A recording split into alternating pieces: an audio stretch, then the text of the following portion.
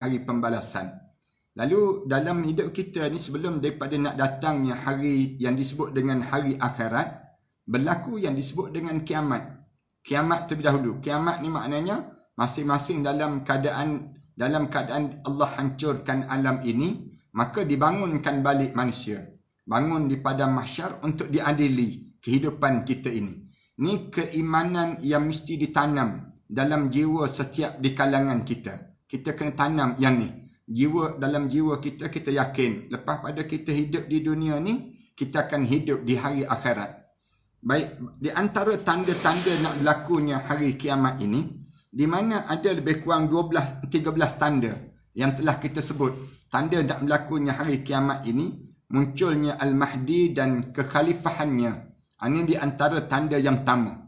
Datangnya Imam Mahdi yang kita sentiasa sebut. Akan datang Imam Mahdi, akan datang Imam Mahdi. Yang ini berdasar pada hadis Rasulullah sallallahu alaihi wasallam yang banyak Rasulullah cerita tentang adanya dan datangnya Imam Mahdi untuk menutup alam ini. Sebelum dimatikan keseluruhan umat manusia, akan datang Imam Mahdi untuk tunjuk jalan yang lurus dalam hidup. Yang keduanya akan berlaku al-malhamatul kubra dan penaklukan Konstantinopel. Yang ni insya-Allah kita akan bincangkan kemudian. Kemudian keluarnya Dajjal. Tanda-tanda nak berlakunya kiamat ni keluar Dajjal. Kemudian turunnya Nabi Isa bin Maryam. Keluarnya Ya'juj wa Ma'juj. Akan keluar Ya'juj wa Ma'juj. Kemudian keluarnya asap. Asap mula berkumpul keluar. Matahari mula terbit daripada barat. Akan keluarnya binatang melata. Ini tanda-tanda nak berlakunya kiamat. Lepas pada itu, Islam ni mula terpinggir. Kemudian, mula Al-Quran diangkat. Tulisan-tulisan Al-Quran pun mula terpadam. Dan manusia kembali ke masa jahiliyah dan mula sibuk menyembah berhala. Ini di antara tanda-tanda lah nak berlakunya yang disebut dengan kiamat. Lalu yang ke-10-nya berlakunya penghancuran Kaabah. Kaabah akan dimusnahkan dan penenggelaman bumi di 3 tempat. InsyaAllah kita akan sebut semua huraian ini. Kemudian akan keluarnya angin lembut yang mengangkat roh-roh orang-orang mukmin. Orang-orang mukmin pun dimatikan. Mula dimati sikit demi sedikit. Kemudian api yang keluar daripada pusat kota Adn yang mula mengiring manusia menuju bumi mahsyar. Ini tanda terakhir yang akan keluar api. Keluar daripada pusat kota Adn di sebelah Yaman sana. Akan mula mengelak manusia. Mula memantau manusia ni. Api itu marak, keliling manusia ni. Sampailah peringkat tak ada orang boleh lari daripada api tersebut. Ini keadaan yang akan berlaku lah. Hari ini baru kita membicarakan tentang tajuk yang pertama baru. Kemunculan Al-Mahdi dan kekhalifahannya. Dan kita telah sebut tanda-tanda kemunculan Imam Mahdi. Saya telah sebut sebelum daripada ni dan alim ulama pun sebut. Tanda-tanda akan munculnya Sungai Furat akan mula mengering. Dan di situ terlihat gunung emas. Ini tanda nak muncul Imam Mahdi. Mula berlaku gerhana pada awal malam bulan Ramadan. Dan juga gerhana matahari pada malam pertengahan bulan Ramadan. Ni kita nak masuk ni. Kita tengok. Kalau masuk tahun ni, bulan Ramadan ni, di awal bulan Ramadan ada gerhana bulan. Kemudian di tengah pada bulan Ramadan pun berlakunya gerhana matahari. Tengah bulan Ramadan. Itu tanda di antara semenjak daripada terjadi alam ini tak pernah berlaku gerhana dalam dua kali dalam satu bulan. Tiba-tiba berlaku dalam bulan Ramadan. Kemudian kemunculan tanduk Zulsinin. Kemudian terbitnya binatang yang berekor yang bersinar. Ini di antara tanda-tanda nak timbulnya Imam Mahdi. Kemudian api besar mula menyala daripada arah timur selama 3 ataupun 7 malam. Kemudian langit menjadi gelap. Langit ni akan menjadi gelap. Warna merah menyebar di langit. Tetapi merahnya tidak seperti merah biasa di ufuk biasa ni. Seluruh penduduk bumi dipanggil dan setiap memiliki bahasa mendengarnya sesuai dengan bahasanya masing-masing. Ini di antara tanda-tanda waktu mana Allah nak jadikan dunia ni nak kiamat dah. Di waktu peringkat demikian. Waktu kemunculan Imam Mahdi ni, kalau kita bacanya, ketika mana saya mengira bahawa kemunculan Al-Mahdi ni, Ibn Kathir dia sebut, terjadi ketika Isa bin Maryam mula turun ke bumi ini. Nabi Isa bin Maryam turun ke bumi. Dan hari ini insya-Allah kita akan bicarakan bagaimana latar belakang Imam Mahdi ini. Al-Mahdi ini apa dia? Keadaan yang bagaimana yang berlaku? Tentang latar belakang, kami ketengahkan pendapat Al-Hafiz Ibn Hajar Al-Asqalani dalam kitabnya Al-Qawl Al-Mukhtasar fi Alamatil Al-Mahdi Al-Muntadhar. Dia sebut dalam kitab ni, pandangan yang ringkas dalam tanda-tanda kedatangan Imam Mahdi yang sedang ditunggu-tunggu. Dia berkata, dalam kehidupannya, ia mengamalkan sunnah Nabi SAW. Imam Mahdi ini, dia hidup dengan sunnah Nabi SAW. Nampak tanda-tanda pada diri dia ni, pada pakaian dia, pada perkataan dia hidup dengan sunnah Rasulullah SAW. Dia tidak membangunkan orang tidur. Dia jenis bukan mengejutkan orang yang sedang tidur. Sama ada tidur tu maksudnya tidur yang sedang tidur tu, ataupun tidur dalam keadaan fitnah. Senang ceritanya. Ulama sebut demikian. Kemudian dia tidak menumpahkan darah. Dan dia berperang sesuai sunnah. Sebagaimana Rasulullah berperang.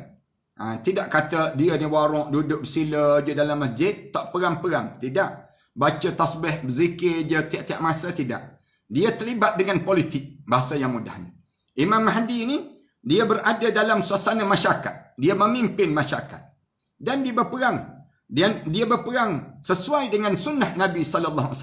Kalau orang tanya politik ni, Ustaz, ada ke politik dalam Islam? Kita jawab, politik dalam Islam yang ditunjukkan oleh Rasulullah SAW. Tujuan apa politik Islam? Untuk menegakkan kalimah Allah. Li'i'la'i kalimatillahi hiyal ulia. Itu tujuan politik Islam. Dengan tujuan untuk menegakkan ajaran Islam. Sebab tu kalau ada orang tanya, bolehkah kita terlibat dengan politik Islam? Dalam politik Ustaz, wajib kita sebut demikian. Wajib setiap orang Islam kena menegakkan kalimah Allah di atas muka bumi ni. Kena faham di kalangan kita.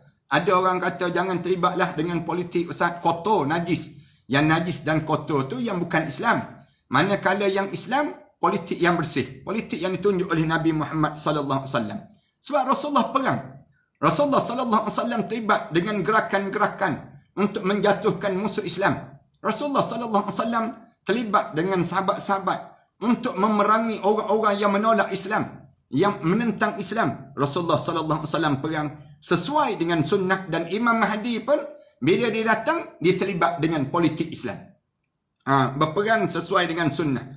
Menegakkan sunnah, menegakkan yang disebut dengan sunnah Nabi SAW.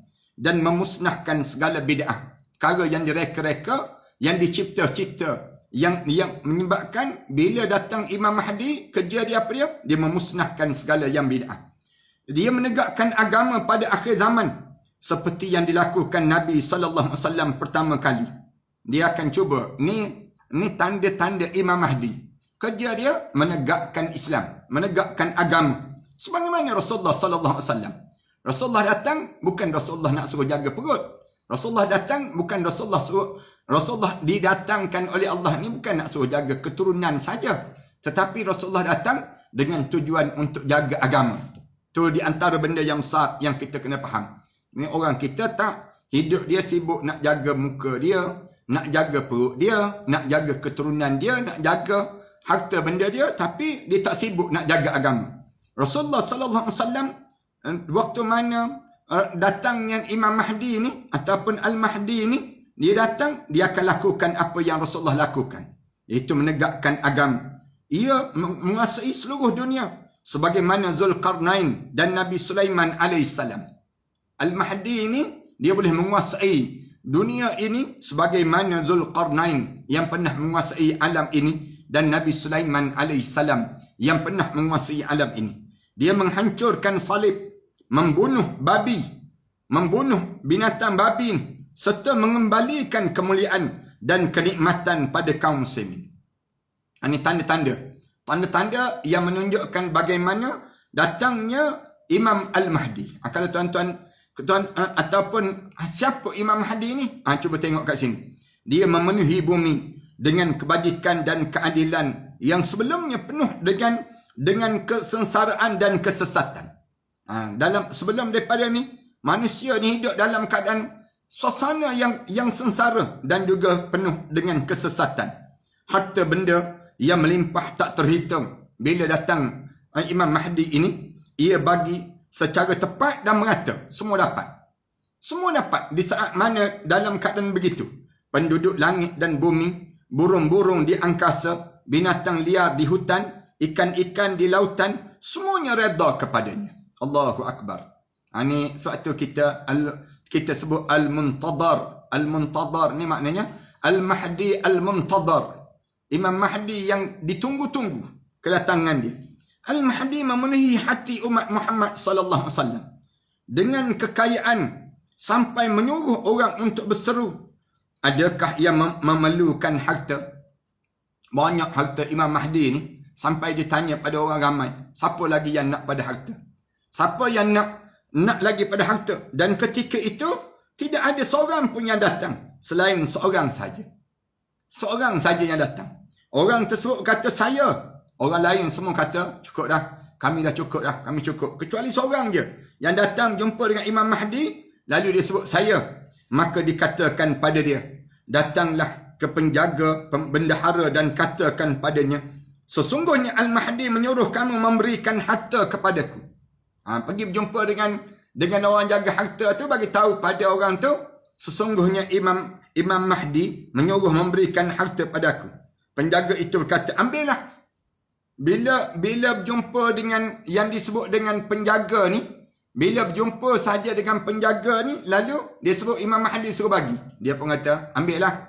Banyak mana kamu nak orang tersebut mengambil dan menyimpannya di dalam bilik-biliknya. Setelah itu dia nampak menyesal. Orang yang kata seorang tu, dia seorang je tak dapat lagi. Orang tu dia menyesal. Sambil dia berkata, saya adalah umat Muhammad sallallahu alaihi wasallam yang paling buruk perangai, dia sebut. Saya tidak mampu mengimbangi mereka. Dia menyesal. Ambil itu pun dia rasa menyesal. Allah, menyesalnya aku. Ibn Hajar melanjutkan, ia mengembalikan balik harta tersebut. Akhirnya, yang seorang tu yang perlu sangat dia ambil harta tu, dia ambil disimpan dalam bilik. Macam kita juga lah kan. Tuan-tuan, kalau tuan-tuan harta, tuan-tuan banyak-banyak, tuan-tuan nak buat apa? Tuan-tuan banyak sangat. Katakanlah harta benda kita ni ada 100 juta. Tuan-tuan nak buat apa? Nak beli rumah. Berapa buah rumah tuan-tuan nak tinggal? Kalau tuan-tuan nak beli kereta, berapa buah kereta tuan-tuan nak naik? Tuan-tuan banyak sangat. Harta ni banyak-banyak ni nak buat apa? Bila banyak sangat dalam hidup kita ni. Saya pernah tanya ni seorang tokek, orang bukan Islam. Bila dia banyak harta dia, saya tanya dia, tokek, bila tokek banyak-banyak duit, tokek nak buat apa? Tak boleh jawab dia. Terdiam dia. Bila saya tanya soalan tu, lari dia. Lari lintang bukang dia. Saya tanya soalan, bila banyak-banyak duit ni nak buat apa? Duit kita ni, harta kita ni banyak nak buat apa? Macam dia tu nak pergi Mekah pun tak. Macam dia tu nak belanja-belanja orang pun tidak. Nak buat jamuan-jamuan pun tak ada. Nak buat apa? Duit-duit banyak-banyak kita ni, harta kita ni banyak-banyak, kita nak buat apa? Waktu ada zaman Imam Mahdi ni, harta sebut penuh je semua. Orang ni ada semua harta. Kecuali ada seorang. Bila Imam Mahdi kata, siapa yang nak pada harta lagi? Dia jawab, saya. Dia jawab. Lalu dia datang jumpa dengan Imam Mahdi, saya tak ada harta. Lalu dia jawab, Imam Mahdi kata, kamu pergi jumpa dengan yang menjaga bendahara tu, kamu bagi tahu pada dia, aku Imam Mahdi suruh kamu ambil harta daripada perbendaharaan itu. Dia pun pergi, dia bagi tahu, Imam Mahdi suruh saya ambil. Lalu bendahara yang jaga harta tu dia kata, ambillah sebanyak mana kamu nak ambil. Sebab tak ada orang yang nak. Ketinggal kamu seorang saja. Dia pun ambil. Bila dia ambil harta tu, dia bawa balik, simpan dalam bilik, dia datang menyesal. Solehnya manusia. Dia datang penyesalan pada diri dia. Lalu dia kata apa dia? Saya ni banyak-banyak pun nak buat apa? Dia pun hantar balik. Dia hantar balik, katanya Ibn Hajar. Dia mengembalikan balik harta tersebut. Namun bila dihantar balik, ditolak. Kami tidak mengambil kembali apa yang sudah kami berikan, kata penjaga itu. Bila dia nak bagi balik, dia kata, kami tak ambil dah. Kalau dah orang ambil, kami tak ambil balik. Buruk siku, senang cerita. Nak gambarkan, kami tak ambil. Kamu dah ambil dah, kamu bawa balik barang yang telah kamu ambil. Ibn Hajar berkata, pada masa Imam Mahdi ini, Al-Mahdi ini, semua umat baik yang saleh maupun yang buruk merasakan kenikmatan yang tidak pernah didengari sebelum ini. Allahu Akbar. Zaman Imam Mahdi, semua orang memiliki harta benda. Orang ada semua. Baik ke dia, jahat ke dia, dimiliki semua. Semua dapat harta. Hujan turun daripada langit tanpa ada yang ditahan setitis pun. Dan segala macam buah-buahan dikeluarkan daripada muka bumi ini. Keluar buah-buah. Buah jetik pun keluar. Buah jetik. Buah jetik. Buah apa dia? Buah yang tak pernah kita jumpa. Keluar buah-buah yang tak pernah jumpa. Tanda nak berlaku kiamat. Imam Mahdi tu nak datang dah. Imam Mahdi ni datang. Buah-buah dikeluarkan daripada bumi. Ia memimpin peperangan demi peperangan. Keluar buah-buah macam-macam gaya buah. Buah rare-rare lah buah. Tuan-tuan boleh senarai lah. Buah-buah yang jarang-jarang. Buah katak puru. Misal contohnya. Buah katak puru ni lama dah kita tak jumpa ni. Kalau tuan-tuan cari buah katak puru dekat pasar ke dekat kedai tak ada. Tiba-tiba dekat zaman Imam Mahdi lebih pada buah katak puru keluar. Orang Kelantan dia tahulah buah katak puru. Bagaimana? Sampai kekayaan melimpah ruah dan kota-kota daripada timur sampai barat dia menakluki. Allahu Akbar. Saat itu Imam Mahdi boleh menawan sebelah timur dan juga barat. Raja-raja India diserahkan pada Al-Mahdi dalam keadaan terbelenggu dan simpanan mereka dijadikan hiasan Baitul Maqdis. Allah jadikan. Bila dekat nak berlakunya kiamat, Imam Mahdi ni turun, raja-raja ni serah kuasa-kuasa yang ada pada Imam Mahdi. Layaknya Imam Mahdi. Kemudian segala kekayaan raja-raja yang ada ni diambil oleh Imam Mahdi untuk dijadikan hiasan Baitul Maqdis, Masjid Aqsa. Manusia berdatangan kepadanya seperti lebah yang mengerumuni sarangnya, sehingga manusia menjadi seperti keadaan mereka dahulu. Sebagaimana keadaan manusia dahulu. Allah menurunkan 3,000 malaikat untuk memukul, mundur-mundur orang yang menyelisih dan membangkang. Di saat tersebut, Allah hantar pula malaikat-malaikat seramai 3,000 malaikat untuk memukul dan belakang-belakang orang yang melawan ataupun membangkang. Jihad berada di depan dan Jibril berada di depan dan Mikail di tengah-tengah mereka saat itu. Pada zamannya, yang disebut domba-domba dan serigala digembalakan di satu lokasi saja. Kambing-kambing dan juga yang disebut dengan serigala duduk satu tempat je pada saat itu. Bayi bermain dengan ular dan kalajengking. Zaman Imam Mahdi ni, budak-budak kecil tu main dengan ular dan kalajengking.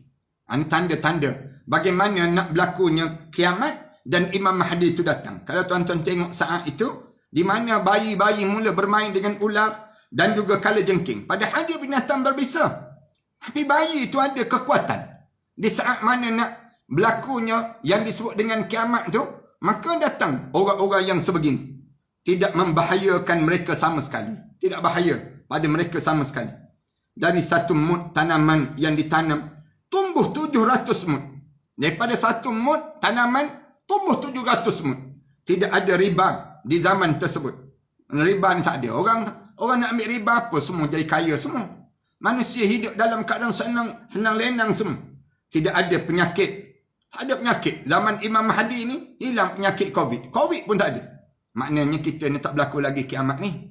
Tapi tanda-tanda nak berlaku kiamat tu ada. Tidak berlakunya perzinaan. Orang tak berzina. Kerana semua lelaki kahwin 4 semua. Nak berzina apa? Manusia, orang perempuan pun jadi rasa tenang. Tengok suami dia kahwin. Kalau dia tengok suami dia kahwin seorang, dia rasa tak selesa. Dia tengok suami dia kahwin 4, baru dia rasa lapang. Alhamdulillah. Itu tanda dipanggil. Pada diri dia demikian. Zina pun tak ada. Kemudian, ataupun minuman keras. Minuman keras, orang tak minum. Nak minum buat apa? Semua orang jadi kaya. Semua orang tak ada masalah. Nak minum buat apa? Minuman keras. Umur menjadi panjang. Umur ni jadi panjang. Umur 70, 80 tahun tu jadi biasa je pada zaman Imam Mahdi. Amanah mula ditunaikan. Orang mula melaksanakan semua tanggungjawab yang ada. Dan kejahatan dihancurkan. Bila datang Imam Mahdi saja, kejahatan itu dihancurkan. Tidak seorang pun yang membenci keluarga Nabi Muhammad sallallahu alaihi wasallam. Saat itu semua orang jadi rasa nak jadi umat Nabi Muhammad, rasa rindu pada keluarga Rasulullah, dan beliau menjadi satu-satunya orang yang paling dicintai di antara makhluk Allah di atas muka bumi. Ini saat kedatangan yang disebut dengan Imam Mahdi ini. Allah memadamkan api fitnah dan mengamankan bumi dengan kehadiran Al-Mahdi ini. Sampai-sampai ada 5 orang wanita yang menunaikan ibadah haji tanpa ditemani laki-laki. Sampai peringkat orang perempuan pergi 5 orang melaksanakan ibadah haji, tak ada orang lelaki. Tak perlu orang lelaki untuk menemani.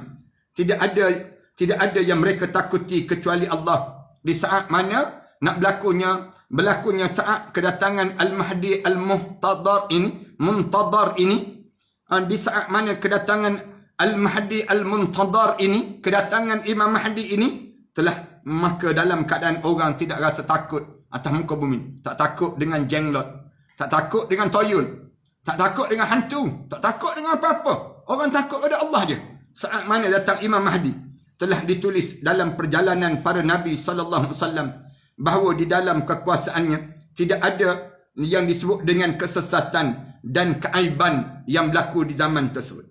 Al-Hafiz Ibn Hajar Al-Asqalani menambah, tidak mampu dimungkiri bahawa Isa bin Maryam AS melakukan sebahagian kejadian yang disebut tadi. Nabi Isa pun datang seperti membunuh babi dan menghancurkan salib. Babi-babi ini dibunuh dan dihancurkan salib. Dan tidak ada masalah bila dikatakan bahawa mereka berdua yang melakukannya. Tak ada siapa marah. Kalau ada orang kata, siapa yang bunuh babi itu? Siapa yang hancurkan salib? Al-Mahdi dan juga Nabi Isa AS. Tuan kitab kita ni disebut, saya berpendapat bahawa hal itu kemungkinan terjadi pada satu masa dan disandarkan kepada keduanya. Seperti yang kita akan terangkan nanti insyaAllah. Di sana ada pandangan-pandangan yang mendustakan Al-Mahdi. Ada pandangan yang cerita tentang Imam Mahdi ni ada ke tak ada. Tapi mengikut ahli sunnah wal jamaah, tidak ada perbezaan pendapat tentang Al-Mahdi ini. Akidah mereka sesuai dengan apa yang disebut dalam hadis-hadis sahih yang telah kita sebut sebelum daripada ini. Di sana ada golongan yang mendustakan Al-Mahdi. Mereka mengaku daripada ahli sunnah. Banyak ulama yang mengatakan tentang mereka, sesungguhnya mereka tidak memiliki kemampuan untuk menjelaskan. Ada orang alim, orang Islam, ustaz-ustaz, tapi dia tak faham apa dia Imam Al-Mahdi ini. Ada, dia tak faham. Tapi dia kata tak ada, bohong je. Cerita penuh dengan khayalan. Geng-geng liberal. Geng-geng liberal ni dia akan sebut demikian. Memahami dalil-dalil ataupun menyingkap sanad-sanadnya. Pendapat-pendapat mereka telah dibantah oleh kebanyakan ahli ilmu dalam tulisan-tulisan yang terbuka seperti dalam kitab Al-Arad ala man kadzaba bil ahadis as-sahihah wal waridah fil Mahdi. Ini di antara kitab-kitab yang cerita tolak balik pandangan-pandangan tersebut. Di antara contoh orang yang mengaku Al-Mahdi Al-Muntadar ini, di antara contoh, ada orang yang mengaku dia Imam Al-Mahdi Al-Muntadar. Di sepanjang sejarah Islam, banyak pendusta dan orang yang munafik yang mengaku dirinya sebagai Al-Mahdi Al-Muntadar. Ramai dah orang mengaku dialah Imam Mahdi. Dialah yang disebut, dia mengaku dia Al-Mahdi. Puak-puak kita sebelum daripada ni pun ada juga yang disebut dengan puak-puak apa dia? Puak-puak Arkam. Misal contohnya, puak Arkam pernah dia sebut dia ni dia Imam Mahdi Al-Muntadar. Konon-konon mereka mengumpulkan orang-orang di sekitarnya yang terpengaruh pengakuan dusta ini dan mengajak manusia untuk mengikutinya hingga mereka mendapat pengikut yang ramai. Di antara orang yang dusta, di antara pendusta yang mengaku dirinya Imam Mahdi adalah Ubaidillah bin Ma'mum Al-Qaddah. Bukan orang Kedah ni, Al-Qaddah dia panggil. Pada tahun 259 hingga 322 Hijri. Bapa saudaranya adalah seorang Yahudi yang berketurunan daripada Baitul Majusi. Ia dicap sebagai pendusta dan pembohong atas keluarga Rasulullah sallallahu alaihi wasallam dan membayar pengikut-pengikutnya untuk menyebarkan kebohongannya. Ini di antara orang yang mengaku Imam Mahdi. Ia memiliki kerajaan dan menguasai orang ramai. Anak keturunannya berkuasa di wilayah Morocco, Mesir, Hijaz dan juga Syria. Konon-konon Islam bertambah pelik dan hina dan dilanda musibah kerana mereka mendakwah ketuhanan untuk diri mereka dan mendakwahkan bahawa syariat itu mempunyai sisi lahir dan juga batin. Mereka adalah raja-raja Syiah Ar-Rafidah Al-Qaramithah Al-Batiniyah, musuh Islam. Mereka bertopengkan nasab, dusta dan nama Ahlul Bait. Mereka menganut dan menyebar luas aliran sesat yang ada di kalangan masyarakat pada saat itu. Ulah mereka tetap eksis sampai Allah mengutuskan Salahuddin Al-Ayyubi yang membebaskan umat daripada kejahatan mereka. Ia memusnahkan dan membinasakan keluarga dan pengikut mereka. Mereka di gunung dan lembah-lembah tempat mereka itu. Yang kedua yang pernah mengaku Imam Mahdi siapa? Muhammad bin Tamur pada tahun 485 Hijri hingga 524 Hijri. Dia mengaku dia seorang lelaki munafik dan pendusta. Dia mengatakan diri secara dusta bahawa ia adalah Al-Mahdi Al-Muntadhar. Ia adalah sosok yang terkenal dengan kejahatannya. Ia mempercayakan beberapa pengikut-pengikutnya untuk tinggal di dalam kawasan kuburan dan memerintah mereka untuk mengumumkan pada manusia bahawa ia adalah Imam Al-Mahdi. Ia bermaksud meyakinkan manusia bahawa ia benar-benar Al-Mahdi sampai-sampai mayat-mayat saja mengatakan hal itu. Pada malam hari sebelum pengikut-pengikutnya keluar daripada dalam kawasan kubur-kubur mereka, ia menimbun mereka hidup-hidup agar pembohongannya tidak terungkap. Lalu matilah pengikut-pengikutnya dan akhirnya dia dimatikan. Kemudian yang tiga yang mengaku jadi yang menjadi Imam Mahdi ini, Mahdi Al-Furqah Al-Qaisaniyah.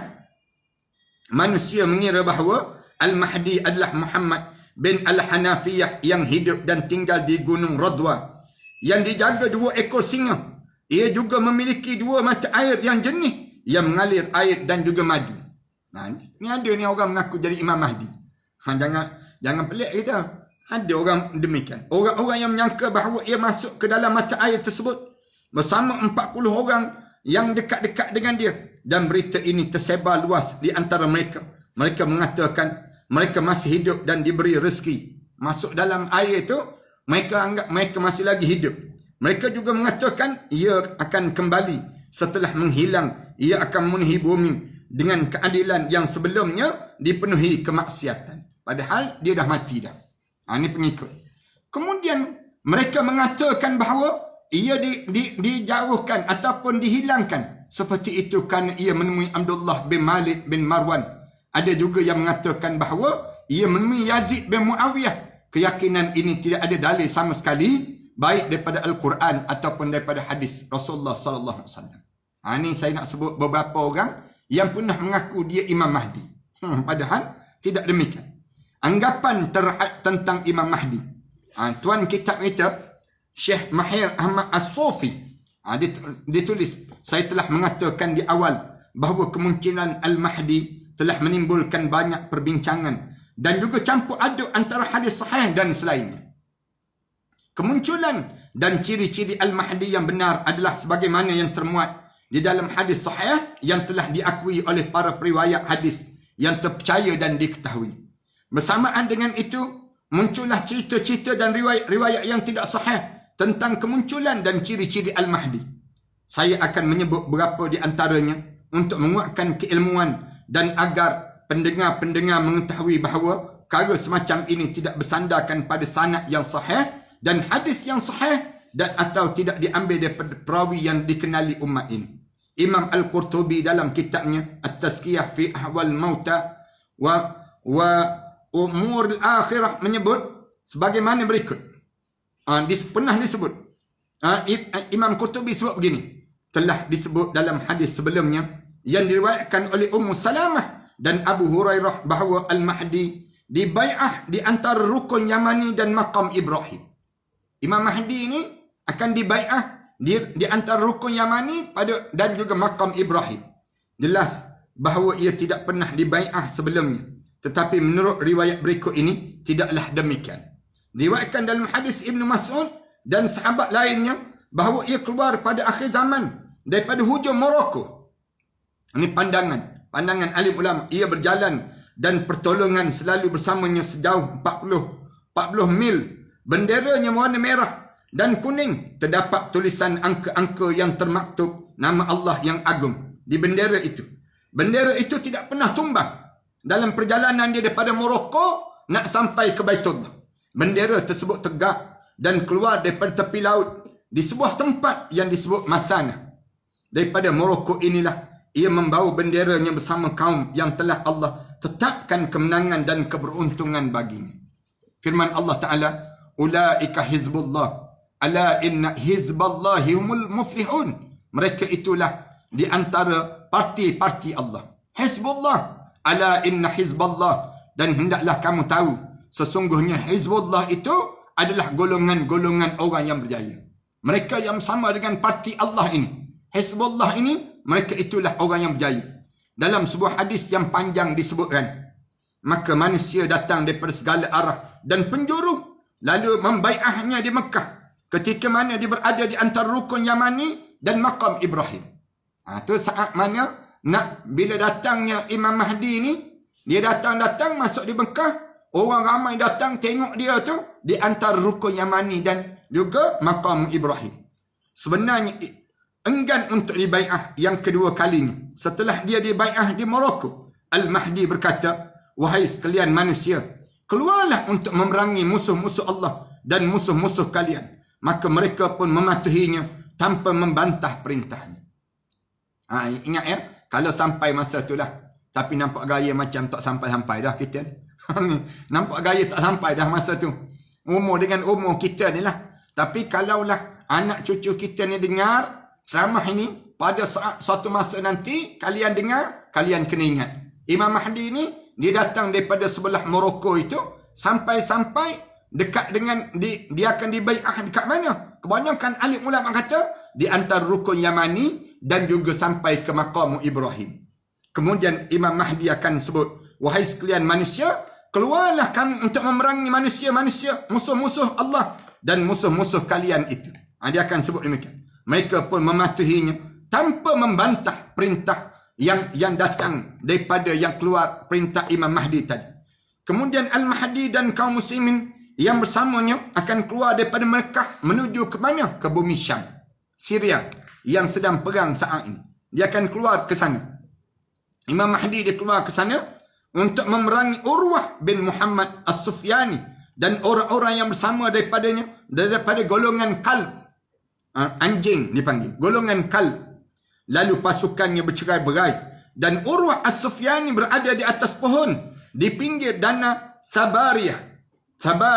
Pada saat ini orang yang gagal adalah orang yang gagal dalam membunuh Bani Kalb walaupun dengan ucapan takbir ataupun teriakan apa-apa. Maknanya tak patut gagal. Bila bunuh yang sasana yang akan datang nanti, ada satu Bani Kalb. Bani ini perlu dibunuh. Bila dibunuh Bani tersebut, bila dibunuh saja Bani itu, dalam keadaan itu tak patut seorang pun gagal untuk membunuh. Diriwayatkan dalam hadis Huzaifah daripada Nabi SAW. Dan di dalamnya juga disebut, firman Allah Ta'ala sebut, Zalika lahum khizyun fid dunya, walahum fil akhirati azabun azim. Yang demikian itu sebahagian satu penghinaan untuk mereka di dunia ini, dan di akhirat mereka kelak mendapat siksaan yang besar yang Allah sediakan untuk mereka. Dalam surah Al-Ma'idah ayat 33. Al-Mahdi bersama kaum muslimin sampai di kota Antakya, bumi Turki. Ingat ya tuan-tuan, di Syam, di sebelah sampai masuk dalam Syria menyeberangi sampai ke Turki. Di Turki ada satu tempat dipanggil kota Antakya, yang dalam surah Yasin disebut.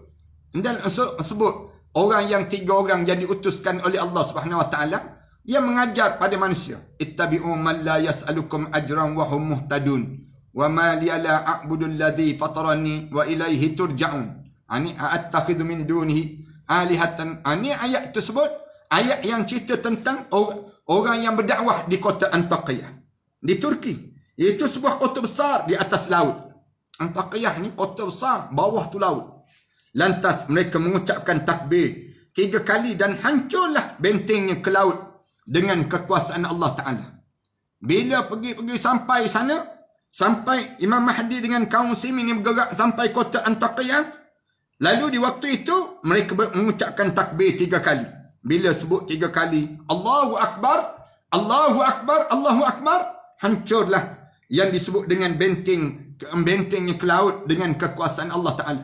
Setelah itu mereka membunuh laki-laki, menawan wanita dan anak-anak dan mengambil harta mereka. Akhirnya Al-Mahdi menguasai Antakya dan mendirikan masjid yang kemudian dimakmurkan umat Islam. Imam Mahdi. Berapa lama Imam Mahdi ni tinggal di atas muka bumi? Selama 7 ataupun 8 tahun. 7 ataupun 8 tahun. Yang kita belajar sebelum daripada ni.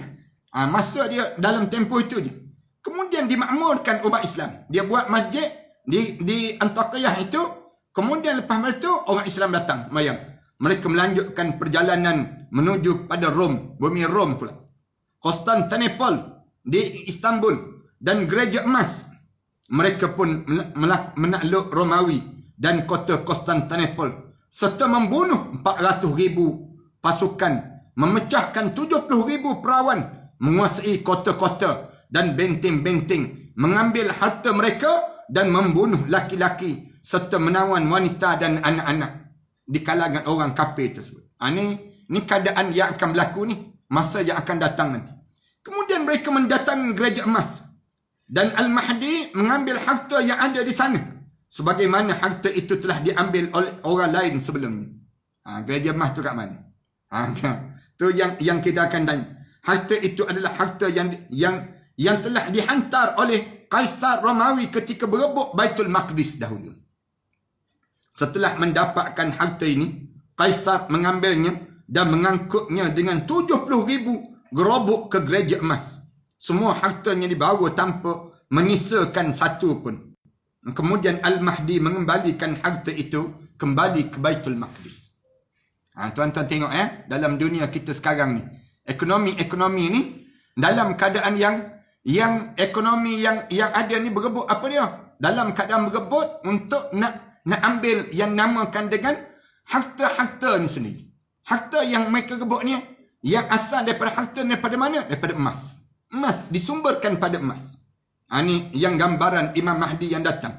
Huzaifah berkata, saya berkata wahai Rasulullah sallallahu alaihi wasallam, Baitul Maqdis di sisi Allah sangat agung.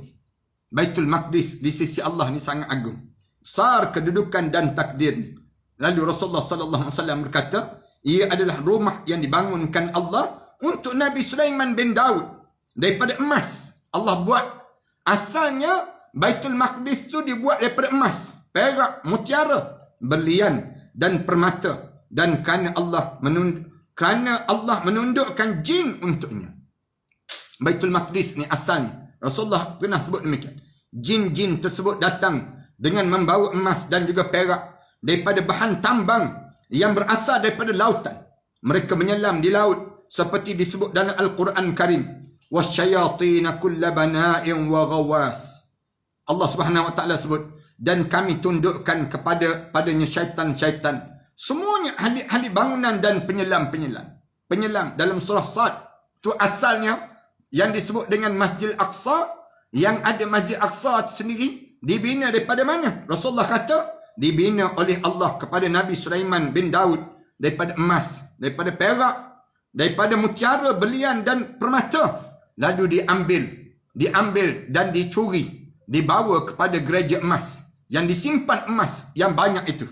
Yang ni yang menyebabkan Al-Mahdi ini datang dan sampai pada gereja tersebut, kemudian diambil balik emas di gereja ini, kemudian dikembalikan balik kepada Baitul Maqdis. Lalu sahabat Huzaifah ni sebut pada Rasulullah, ya Rasulullah, Baitul Maqdis itu hebat sangat, agung di sisi Allah ke ya Rasulullah, sehingga kan kedudukan dan takdirnya menjadi begitu ya Rasulullah. Lalu Rasulullah sebut, dia di rumah yang dibangunkan Allah untuk Nabi Sulaiman bin Daud alaihissalam, daripada emas, daripada perak, daripada mutiara, daripada berlian dan juga permata, dan semua itu kerana Allah menundukkan jin untuknya.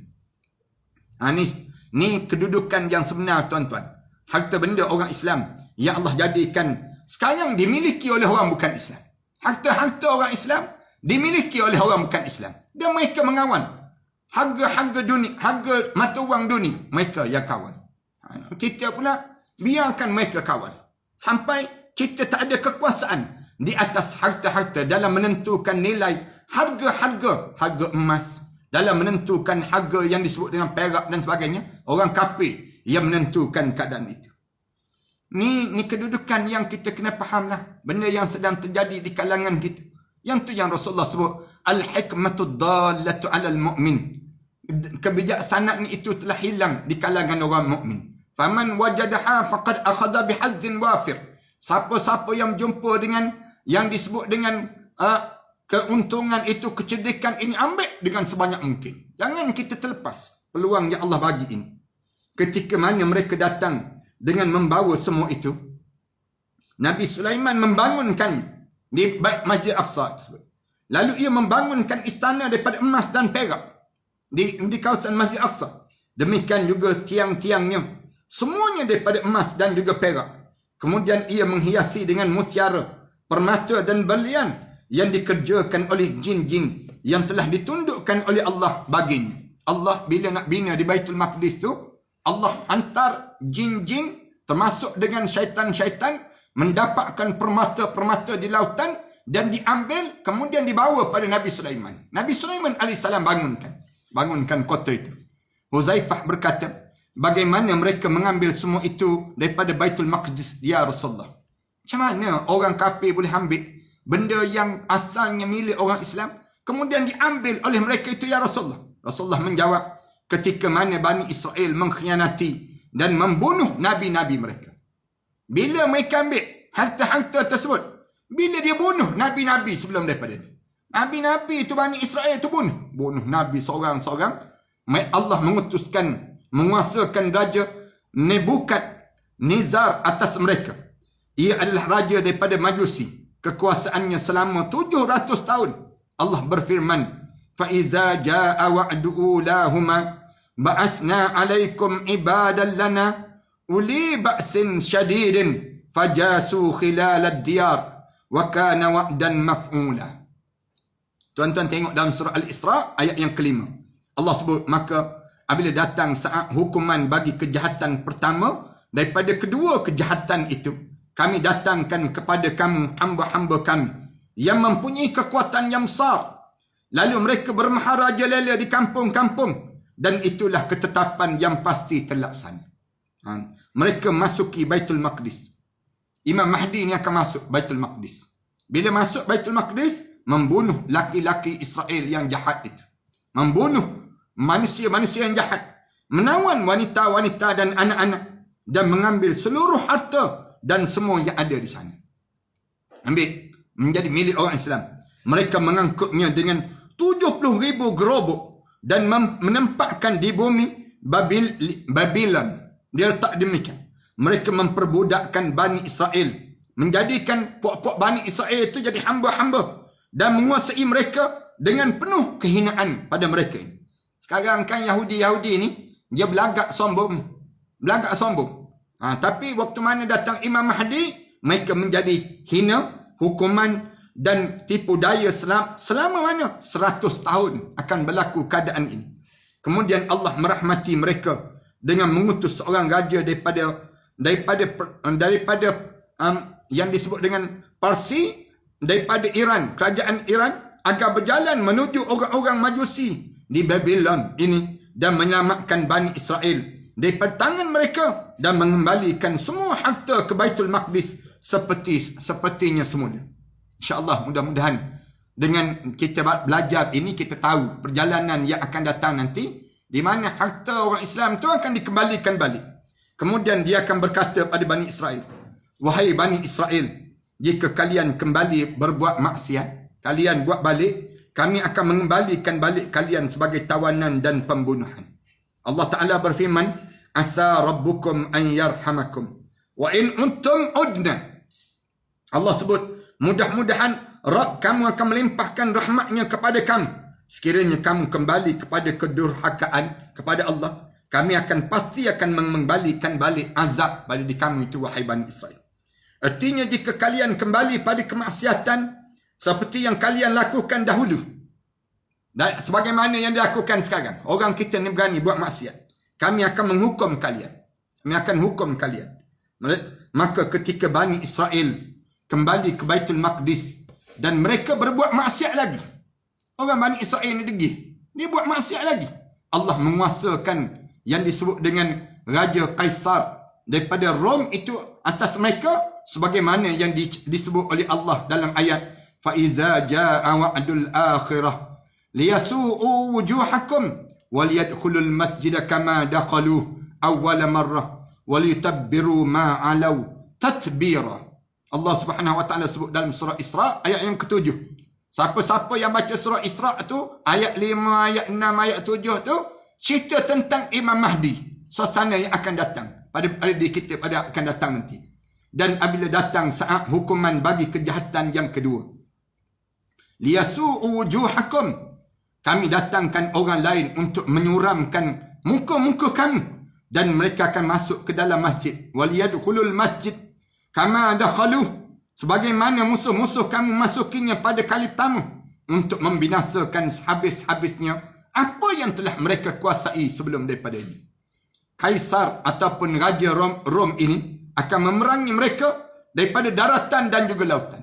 Daripada kerajaan Rom dan kerajaan Parsi ni siapa dia? Iran.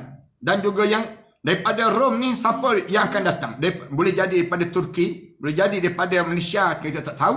Datang daripada ni, dia akan mengalahkan mereka dan mengambil alih gereja emas. Gereja emas ini. Dialah yang terakhir menguasai sampai Al-Mahdi mengambil dan mengembalikan ke Baitul Maqdis.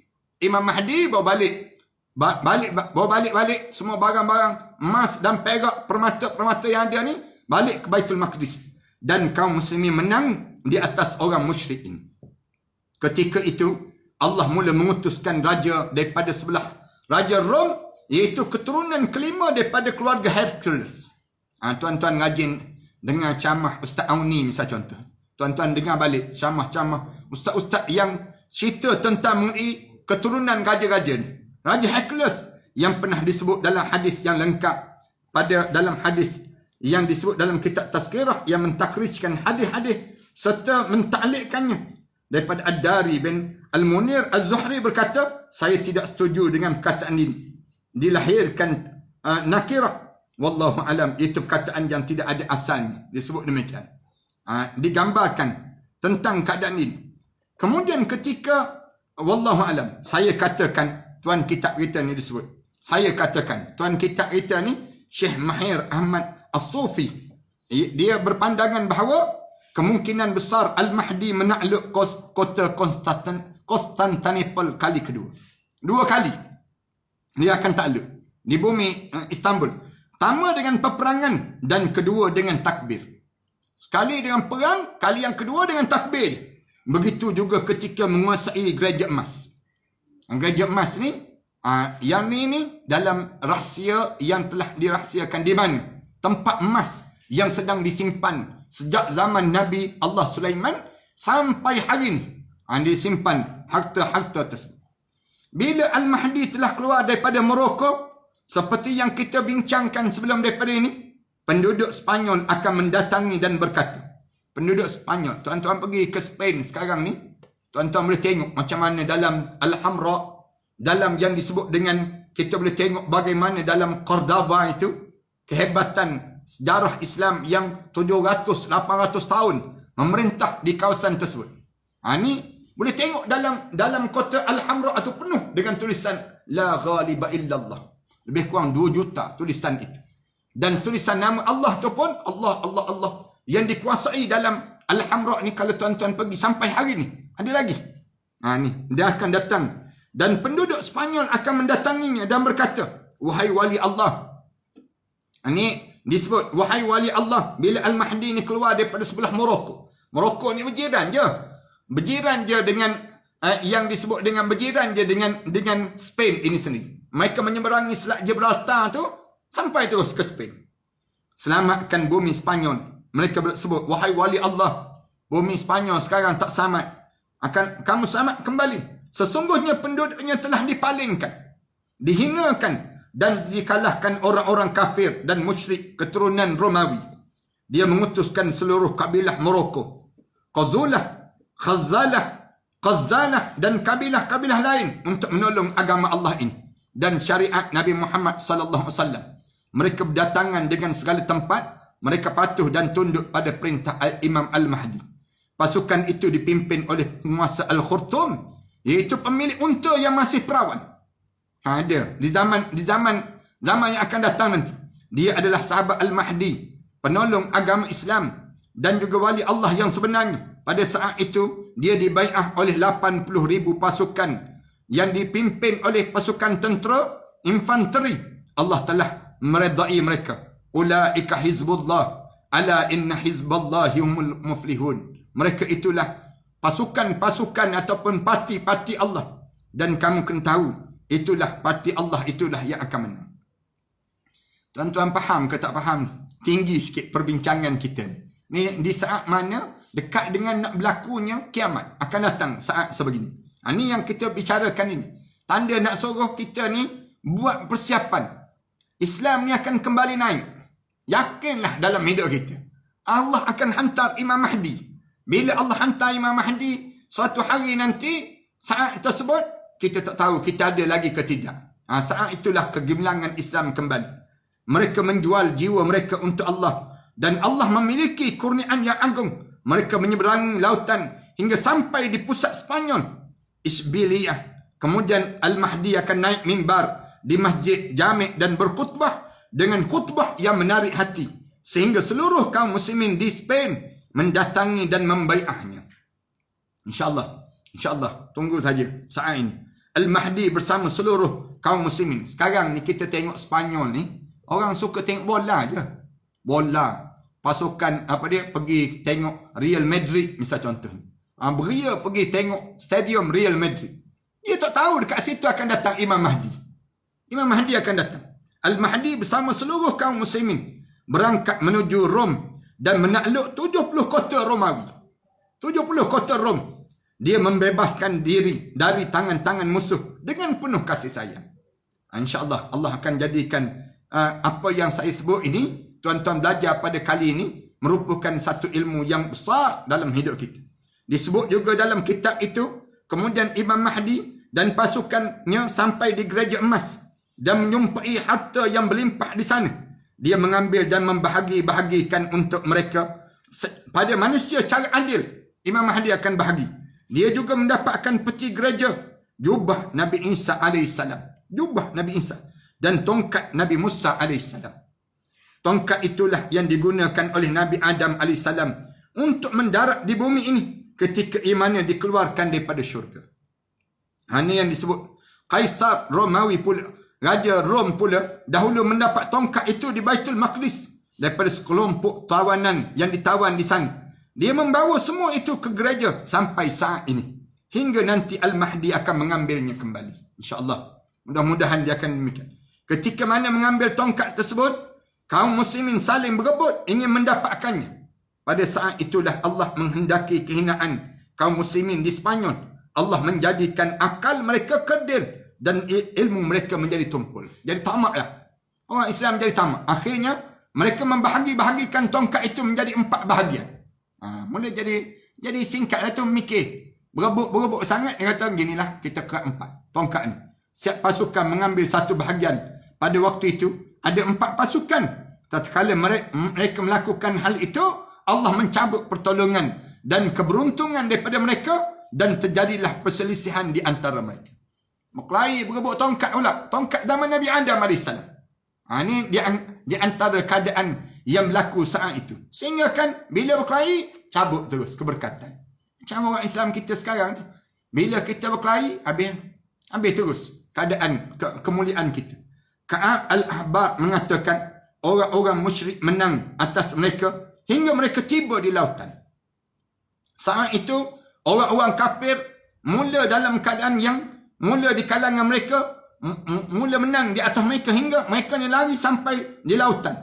Allah mengutus seorang raja dalam bentuk unta. Dia bersama pasukannya melewati jambatan yang dibangunkan oleh Zulkarnain yang memiliki makna khusus. Lalu manusia mengikuti di belakangnya menuju kepada Rom dan juga Parsi. Kedatangannya akan terus demikian. Setiap kali mana kaum muslimin berangkat, kaum musyrikin juga berangkat. Sampai mereka tiba di bumi Mesir dan Romawi mereka tinggalkan. Dalam hadis Huzaifah, mereka menguasai Mesir sampailah di Al-Fayyum. Fayyum ni tempat air terjun di Fayyum. Kemudian setelah itu mereka kembali, wallahu alam. Cerita keadaan yang akan berlaku nantilah. Kisah-kisah tidak berdasarkan yang disebut dalam kitab Al-Insydiyah lil-Israti as-Sa'ah. Kemudian Isya'ah lil-Israti as-Sa'ah karya Al-Allamah Sayyid Muhammad bin Rasul Al-Husaini Al-Barzanji, iaitu dalam permasalahan fitnah yang terjadi sebelum kemunculan Al-Mahdi, agar tersusun menjadi satu pemahaman mendekati pahaman para cerdik pandai yang arif mendalami risalah ini sebagai penyempurnaan faedah-faedahnya. Maka kami katakan, dari fitnah yang sebelumnya disebut bahawa sungai Furat, kemudian daripada sungai Furat akan mengering dan tampaklah gunung emas, maka ketika orang-orang mendengar itu, mereka mendatangi. Ada 3 orang yang berkumpul, semuanya adalah putera khalifah. Mereka perang di sana, namun tidak satu pun di antara mereka yang berhasil menguasai. Saat nak berlakunya kiamat ni akan berlaku demikian. Salah seorang daripada mereka berkata, demi Allah, jika kalian biarkan, orang-orang itu akan mengambil seluruhnya. Akhirnya mereka perang lagi hingga setiap 100 orang 99 terbunuh. Riwayat yang lain menyebut setiap 10 orang 9-nya terbunuh, atau riwayat yang lain lagi menyebut setiap 9 orang 7 di antaranya terbunuh. Hinggalah laki-laki di antara mereka berkata, mudah-mudahan akulah yang selamat. Dalam kitab As-Sahihaini, dalam kitab lainnya disebut bahawa Rasulullah sallallahu alaihi wasallam bersabda, barang siapa yang hadir di tempat itu, janganlah mengambil apa-apa pun. Rasulullah pesan demikian. Bila kamu datang, kamu jangan ambil apa-apa bila kamu berada di kawasan tersebut. Ini di antara gambaran yang akan berlaku suasana yang namakan dengan hari kiamat ini. InsyaAllah. Saya nampak tuan-tuan dah mula pening tu, nampak gaya tu. Kita berhenti cakap ni lah, insyaAllah. Kita akan sambung sikit lagi dalam perbincangan Imam Mahdi ini, ataupun kita akan sebut tentang sekilas Al-Mahdi saat keluarnya keadilan dan kematiannya, insyaAllah, pada perbincangan yang akan datang nanti. Pada malam-malam yang seterusnya ini, insyaAllah kita akan cerita perkara demikian sampailah kita sambung pada tanda yang kedua, Al-Malhamatul Kubra, dan penaklukan kota Konstantinopel, Istanbul, insyaAllah. Dalam perbincangan kita yang akan kita bincangkan tentang mengenai bagaimana keadaan nak berlakunya saat-saat kiamat ini sendiri. Terima kasih di atas kesempatan semua sahabat-sahabat yang hadir pada malam yang baik ini, pada suasana yang baik ini, insya-Allah. Kita akan teruskan perbincangan daripada Mawsu'ah Al-Akhirah, Isratis Sa'ah, daripada kitab ini. Di antara tanda-tanda akan berlakunya kiamat, sama ada yang besar ataupun yang kecil. Sampailah kita akan bicarakan pada hari-hari bagaimana hari kiamat, bagaimana saat yang demikian. InsyaAllah mudah-mudahan Allah jadikan tempoh yang kita berada ini tempoh ilmu yang kita dapat setiap masa dan setiap ketika. Mudah-mudahan Allah rahmati kalian dan Allah masukkan kita di kalangan hamba Allah yang saleh. Terima kasih sekali lagi di atas kehadiran ini. Belum kita baca doa ni, suka saya nak sebut tentang saya sedang menggerakkan sumbangan nasi bungkus yang ada dekat depan tuan-tuan tu. Sumbangan nasi bungkus ni tuan-tuan, saya perlukan sangat. InsyaAllah tuan-tuan yang di TikTok ni, tuan-tuan boleh tengoklah di sumbangan, dan insya-Allah dalam kita akan tulis dalam TikTok ni. Kemudian yang dalam Instagram tu insya-Allah kita akan sebut juga. Kemudian dalam YouTube dan juga dalam Facebook dan juga beberapa tempat-tempat media yang ada ni, insya-Allah kita akan maklumkan nanti, insya-Allah. Kita nak RM8 je sebungkus. RM8 tuan-tuan masukkan dalam dalam akaun, insya-Allah Allah akan jadikan rezeki itu mudah-mudahan kita sampaikan pada frontliner. Kita dimaklumkan ada frontliner mula mengadu dah sekarang. Dia kata bahawa sebelum daripada ni ada, tapi sekarang tak ada. Sekarang tak ada. Sebelum daripada ni beria, pakak-pakak tolong bantu kami. Tapi bila kena PKP yang kedua ni, ramai di kalangan kita ni biarkan frontliner begitu. Jadi kita akan ambil inisiatif di mana kita masak, kemudian kita hantar makanan-makanan pada frontliner dan juga orang yang susah, yang terkesan dengan PKP ni sendiri. Yang keduanya tuan-tuan, depan saya ni ada penajaan untuk pelajar-pelajar. Untuk pelajar-pelajar lah, pelajar-pelajar kita nak pada tajaan. Di mana kalau tuan-tuan yang ada kelebihan rezeki, Marilah pakak-pakak taja anak-anak yang menghafal Quran. Sekarang ni ada yang telah habis dah pun ada, yang belum habis lagi pun ada. Yang habis ni insya-Allah akan ambil peperiksaan. Manakala yang belum habis lagi ni, mereka sedang mengulang dan menghafal Al-Quran. Di dua sekolah yang telah kami gerakkan, sekolah di Jalan Tok Pahang, Ma'at Tafiz Jalan Tok Pahang, satu lagi di Pulau Langkawi. Dua-dua ni alhamdulillah, walaupun PKP ni berlaku, kemudian mereka belajar dalam suasana mereka itulah. InsyaAllah setakat ni sekolah-sekolah tu masih lagi berjalan dan kita tengok bagaimana keadaan pada ni lah. Tapi setiap mereka ni, tuan-tuan nak taja 1 bulan pun boleh. 1 bulan sebanyak jumlah RM350 saja. Kalau tuan-tuan nak taja, siapa nak baca Quran pada kita tiap-tiap hari, pahala dapat pada kita. Dengan cara ni lah kita niat untuk arwah mak kita, arwah ayah kita dan sebagainya. Tuan-tuan terus hubungi 013-617-1941. Itu nombor talian yang tuan-tuan boleh hantar je WhatsApp ke talian tersebut. Ataupun tuan-tuan kata saya ada duit rezeki lebih sikit Ustaz. Saya nak tanggung selama 4 bulan. Mereka menghafal Quran. 4 bulan ni sebanyak RM1,400 saja. RM1,400 saja. Tuan-tuan boleh masukkan dalam akaun yang ada ni. Ataupun tuan-tuan bagi tahu saya nak taja 4 bulan seorang pelajar. Misal contoh di nombor talian ini. Kemudian dia akan balas balik pada tuan-tuan.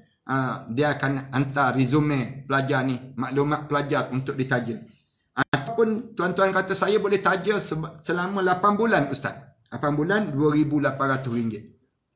RM2,800. Tuan-tuan boleh nombor tu insya-Allah lepas pada ni tuan-tuan boleh tengok di nombor talian 013-617-1941.